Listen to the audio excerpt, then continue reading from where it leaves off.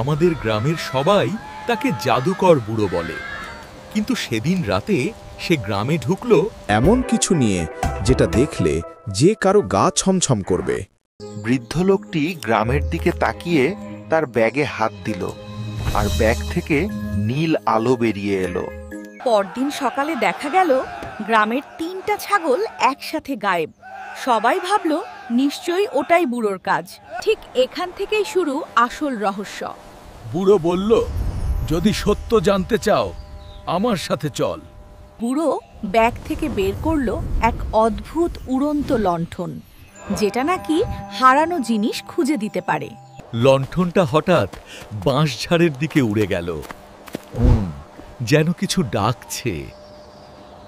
ঠিক তখনই বাঁশঝাড়ের ভেতর থেকে এলো এক অজানা গর্জন, যেটা গ্রামের কেউ কোনোদিন শোনেনি। আলো জ্বলে উঠতেই দেখা গেল পায়ের ছাপ, কিন্তু ছাগলের নয়। বাচ্চারা ভয় পেলেও বুড়োর পেছনে হাঁটল। চারদিক যেন অন্ধকার থেকে ওদের দেখছে কেউ। বুড়ো পায়ের ছাপ দেখে বলল, এ ছাপ আমি চিনেছি। কিন্তু আর কিছু বলল না। হঠাৎ দূরে ক্ষীণ আওয়াজ, ছাগল।